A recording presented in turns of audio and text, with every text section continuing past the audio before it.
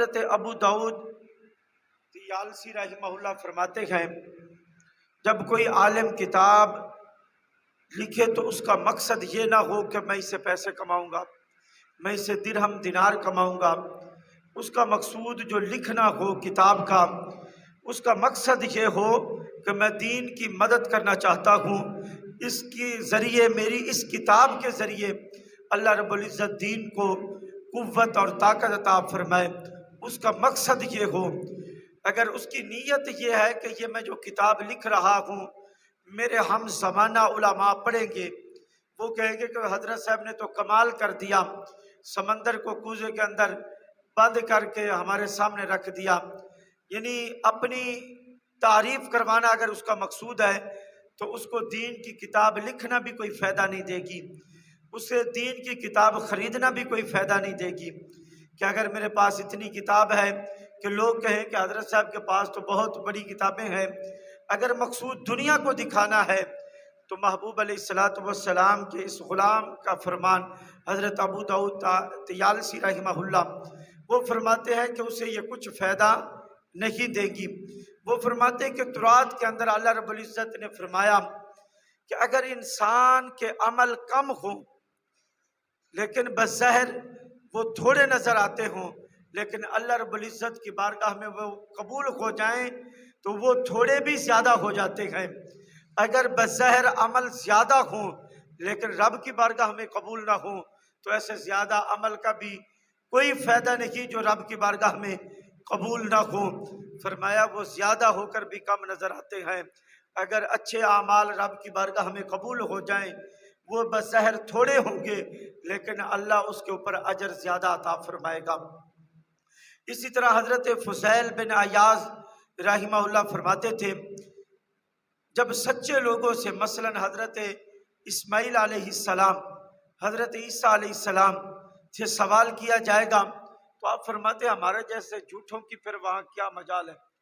جب اللہ کے پیغمبر حضرت عیسیٰ علیہ السلام، حضرت اسماعیل علیہ السلام جیسے اللہ کے پیغمبر اور نبی اور رسول وہاں کھڑے ہوں گے، جب ان سے سوال اور جواب ہو رکھے ہوں گے تو ہماری وہاں کیا اوقات ہے۔ میاں محمد بخش رحمۃ اللہ علیہ فرماتے ہیں نا کہ عدل کریں تے تھر تھر کمبن اونچیاں شانہ والے، جو فضل کریں تے بخشے جان میں جے منہ کالے۔ کہ وہاں اگر عدل تو پھر حضرت عیسیٰ علیہ السلام بھی سوال اور جواب ہو رکھے گئے، حضرت اسماعیل علیہ السلام سے بھی سوال اور جواب ہو رکھے گئے۔ تو حضرت فضیل بن عیاض رحمہ اللہ فرماتے ہیں پھر ہمارے جیسے منہ کالوں کی وہاں کیا اوقات ہوگی جہاں اللہ کے نبیوں سے سوال ہو رکھے ہوں گے۔ تو حضرت داؤد طائی رحمہ اللہ آپ فرماتے تھے کہ ایک دن انہوں نے الٹا لباس پہنا ہوا تھا، یعنی جا کر انہوں نے جلدی میں الٹا لباس پہن لیا،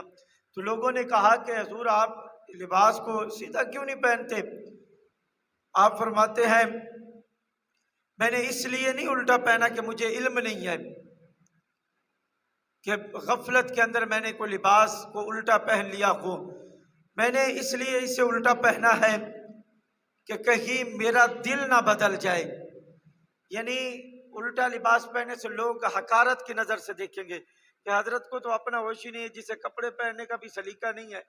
تو اس کی کیا اوقات ہوگی، کیا ان کا مقام ہوگا۔ الٹا لباس پہننے سے لوگ اکثر شلوار یا قمیض اس طرح کی الٹی پہن لیں تو دیکھنے والے دوست بھی اسے تعجب کی نگاہوں سے دیکھتے ہیں کہ حضرت صاحب آپ کو ہوش نہیں، آپ نے کپڑے کس طرح پہنے ہوئے ہیں۔ تو صوفیاء اکرام کا یہ طریقہ رہا ہے کہ ہر وقت لوگوں کی نظروں کے اندر اپنے آپ کو گرانا، اپنے آپ کو کم تر سمجھنا کہ لوگ دیکھ کر ان کی تعریف نہ کریں، ان کی خوشامد نہ کریں، لوگ دیکھ کر ان سے متنفر ہوں اور ان سے نفرت کریں تاکہ لوگ اپنے کام میں مشغول رہیں، اللہ کے بندے اللہ کی عبادت کے اندر مصروف رکھیں۔ امیر المومنین حضرت علی کرم اللہ وجہ الکریم فرماتے ہیں کہ ریاکار آدمی کی 3 نشانیاں آپ نے بیان فرمائی۔ آپ فرماتے ہیں کہ ریاکار آدمی جب تنہا ہوتا ہے تو سستی اختیار کرتا ہے، جب کسی کو دیکھے گا کہ مجھے کوئی دیکھ رہا ہے اس وقت اور نوافل بیٹھ کر پڑھنا شروع کر دے گا، جب لوگوں کے سامنے چست نظر آئے گا ہوشیار اپنے آپ کو دکھائے گا، اور جب لوگ اس کی تعریف کریں گے تو عمل جو نیک کر رہا ہے اس کے اندر وہ اضافہ کرنا شروع کر دے گا، اور جب لوگ اس کی کوئی مذمت بیان کریں گے تو وہ جو نیک عمل کر رہا ہے اس سے بھی چھوڑ دے گا۔ یعنی اس کے اعمال کرنا لوگوں کی تعریف کے لیے اور چھوڑ دینا لوگوں کی مذمت کے اوپر، یہ کہاں کی عبادت ہے؟ صوفیاء اور مولا کائنات علی المرتضیٰ فرماتے ہیں کہ بندہ عبادت بھی کرے تو نہ کسی سے تعریف کروانے کے لیے کرے، اور اگر کوئی مذمت کرے نیک عمل کے اوپر تو اس کی مذمت کرنے پر بھی نیک عمل کو چھوڑے نہیں، بلکہ اس کے اندر اور کثرت پیدا کرے، تاکہ دیکھنے والا یہ کہے کہ میں تو حضرت کو یہ کہتا ہوں لیکن حضرت تو اس سے بھی زیادہ عمل کر رکھے ہیں۔ تو اس کے اعمال کے اندر اللہ رب العزت برکت عطا فرمائے گا۔ تو حضرت ابراہیم تمیمی نوجوانوں کا لباس پہنتے تھے، یہ بزرگ آدمی تھے، نوجوانوں کا لباس پہنتے تھے اپنی بزرگی کو چھپانے کے لیے، یعنی اپنے بڑھیپے کو چھپانے کے لیے، اپنے ذوف کو چھپانے کے لیے نوجوانوں کا لباس پہن لیتے تھے۔ آپ کے شاگرد جانتے تھے یا آپ کے دوست احباب جانتے تھے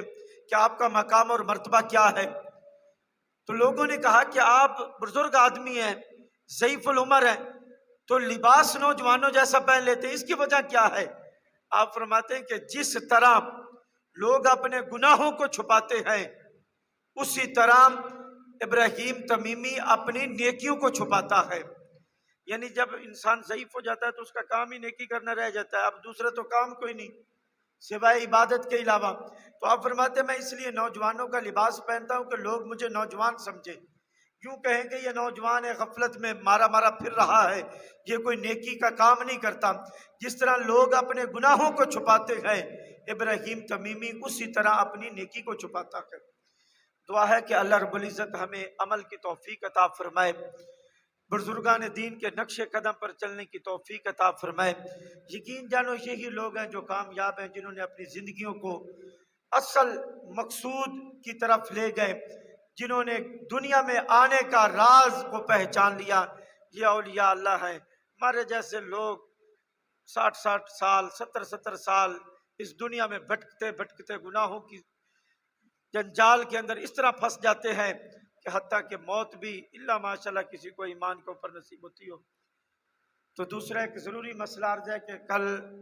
دوست احباب شرٹ پہن کر آیا تھا، اس کے اوپر تصویر بنی ہوئی تھی یعنی آدمی کی۔ تو نوجوانوں سے یہ درخواست ہے کہ ایسے کپڑے جس کے اوپر کسی جاندار کی تصویر ہو، یعنی جانور کی ہو یا کسی آدمی کی ہو،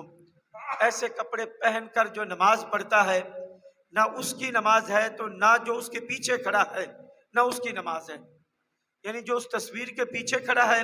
نہ اس کی نماز ہے نہ اس پہننے والے کی نماز ہے۔ لہذا ایسے کپڑے پہننے سے گریز کریں۔ ہاں جس کے اوپر درخت کی یا جنگلات کی اس طرح کی کوئی تصویریں بنی ہوئی ہیں یعنی غیر جاندار چیز کی، تو اس کے ساتھ نماز ہو جاتی ہے۔ اگر جاندار چاہے وہ جانور ہو یا انسان ہو اس کی تصویر بنی ہوئی ہے پھر نماز نہیں ہوگی۔